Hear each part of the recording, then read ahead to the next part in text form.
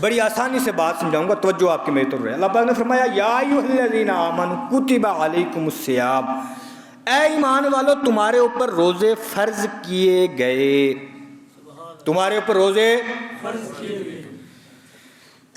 اب جب فرض کیے گئے تو سوال یہ بنتا ہے کہ روزے پھر اگر فرض کیے گئے تو کب فرض ہوئے؟ روزے زور سے بولو، روزے کب فرض ہوئے؟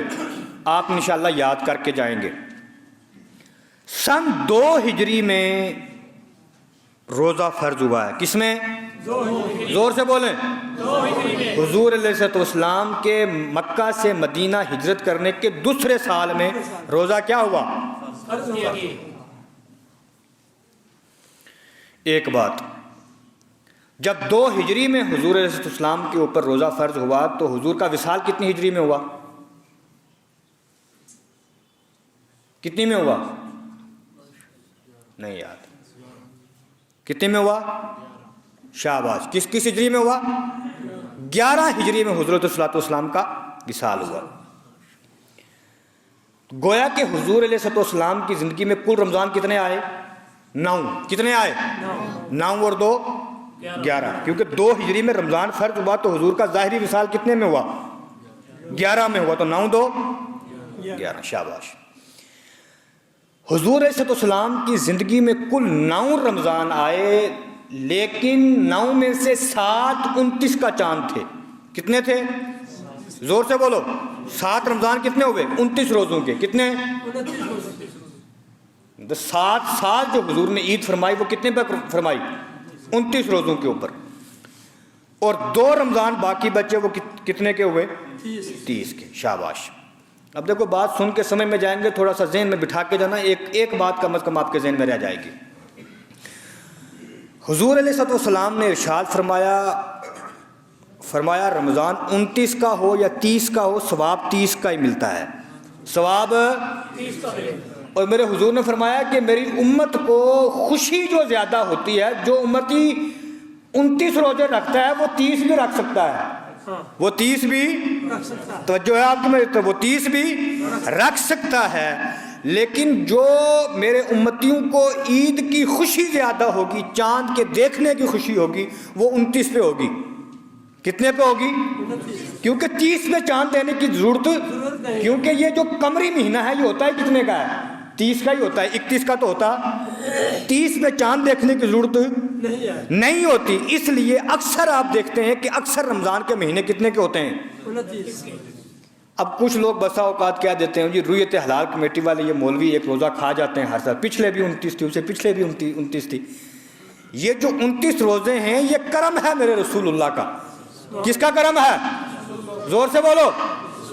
اس لیے کہ میرے حضور کی پسند یہ تھی، اللہ پاک نے نظام چینج فرما دیا۔ باقی تو ایک مہینہ 30 کا آتا ہے، ایک 29 کا آتا ہے، ایک 30 کا آتا ہے، ایک 29 کا آتا ہے، لیکن جب ماہ مقدس کی باری آتی ہے اللہ پاک نظام کو چینج فرما دیتا ہے، فرماتا ہے کوئی بات نہیں، چاند اگر بعد میں نکلنے والا ہے، اگر میرے نبی کے امتیوں کو چاند دیکھنے کا شوق ہے، اللہ پاک چاند سے حکم دیتا ہے، کہا تو نے 30 کو ہی نکلنا تھا، لیکن میرے نبی کے امتی چاند دیکھنے کے لیے تیرے منتظر ہیں، جا تاریخ کو بدل کے آج 29 کو ہی طلوع ہو جا، تاکہ میرے نبی کے امتی خوش ہو کر صبح عید منا لیں۔ میری بات سمجھ گئے آپ؟ اسی وجہ سے حضور علیہ السلام کی زندگی میں بھی 7 رمضان کس کے آئے؟ 29 کے، اور 2 کس کے آئے؟ کل کتنے ہو گئے؟ شاباش۔ جب آپ یہ یاد کر لیں گے تو اپوزٹ بھی یاد آ جائے گا۔ کیا یاد ہو جائے گا؟ پھر یہ بھی لگ جائے گا پتہ کہ روزے 2 ہجری کو فرض ہوئے، کیونکہ 11 کو وصال ہوا تو 7 رمضان کس کے آئے؟ 29 کے۔ 2 کس کے آئے؟ اور 2 اور 9 11 میں کیا ہو گیا؟ وصال۔ ایک بات، آیت کا ایک ٹکڑا، یا ایھا الذین آمنوا کتب علیکم الصیام، اے ایمان والو تمہارے اوپر روزے فرض کیے گئے۔ کب فرض ہوئے؟ زور سے بولو۔ 2 ہجری میں۔ سب بولیں کب ہوئے فرض؟ 2 ہجری میں۔ آیت مبارکہ کا دوسرا حصہ فرمایا کما کتب علی الذین من قبلکم، فرمایا جیسے کہ تم سے پہلوں پر روزے فرض تھے، جیسا کہ تم سے پہلوں پر روزے، اس سے کیا لگا پتہ؟ پتہ یہ لگا کہ یہ جو رمضان المبارک ہے یہ صرف امت محمد رسول اللہ کے اوپر نہیں ہے، کیونکہ قرآن کیا فرماتا ہے؟ جیسا کہ تم سے پہلوں کے اوپر روزے فرض کیے گئے۔ لہذا سوال یہ بنتا ہے کہ حضور سے پہلے اگر روزے فرض ہوئے تو وہ کب ہوئے؟ حضرت نوح علیہ السلام کے دور میں ہوئے، حضرت شیس کے میں ہوئے، حضرت ذوالنون کے میں ہوئے، حضرت ابراہیم کے میں ہوئے، حضرت ادریس علیہ السلام، حضرت یوسف علیہ السلام کے دور میں کس امت کے اوپر روزے فرض ہوئے؟ یہ دوسری بات آپ نے ذہن میں رکھنی ہے۔ رمضان المبارک کے روزے کی بنیاد کیوں پڑی اور تاریخ کیا ہے یہ بات بتاؤں گا تو بآسانی آپ سمجھ جائیں گے۔ روزے کی بنیاد یوں پڑی کہ حضرت آدم علیہ السلام کی نسل کے تیسرے بادشاہ نا تیمورس، کیا نام تھا؟ پورا نام تھا تیمورس الثالث بولتے تھے۔ اس کے دور میں قحط پڑ گیا۔ جب قحط پڑ گیا تو لوگوں کو کھانے پینے کے لیے کچھ میسر نہ ہوا۔ جس قوم کے اوپر قحط پڑا اس کے پیش نظر نہ حضرت آدم علیہ السلام کی نسل کے تیسرے بادشاہ اس تیمورس نے کیا کیا کہ قوم کو حکم دیا کہ ایک وقت کا کھانا کھاؤ اور ایک وقت کا بیچ میں چھوڑ دو۔ کھانا کتنا ٹائم کھاتے ہیں؟ زور سے بولو۔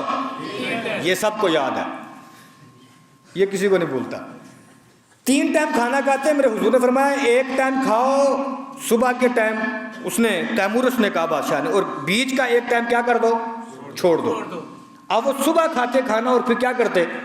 شام کو کھاتے۔ دوپہر کا کھانا چھوڑ دیا۔ کس کے لیے؟ کہ جو بچا ہوا کھانا ہے وہ حصے اپنے کا وہ جو قوم قحط زدہ ہے تاکہ اس تک وہ راشن وہ کھانا پہنچایا جائے۔ اس نے ہمدردی کی نیت سے قحط زدہ قوم تک راشن پہنچانے کی نیت سے جب یہ قدم اٹھایا نا، اللہ پاک کو یہ عمل پسند آیا۔ اللہ پاک کو یہ عمل اب یہاں توجہ سے یہ بات سننی ہے کہ اللہ پاک نے روزے کی جو بنیاد رکھی ہے، روزے کی جو وہ ایک احساس کے اوپر رکھی ہے۔ کس کے اوپر رکھی؟ احساس۔ وہ احساس کیا تھا؟ بادشاہ کو کیا پتا تھا حکم خداوندی کیا ہے؟ اس نے اس قوم قحط زدہ قوم کے احساس کے لیے ایک وقت کا کھانا چھڑایا۔ اس لیے اس ماہ مقدس میں آپ دیکھتے ہیں کثرت سے صدقات کیے جاتے ہیں۔ زکوٰۃ لوگ اسی مہینے میں نکالتے ہیں۔ کوشش یہ کرنی چاہیے کہ رمضان کے آخری عشرے میں زکوٰۃ صدقات نکالنے کے بجائے رمضان کے پہلے عشرے میں شروع کے 5 دنوں میں زکوٰۃ نکالیں۔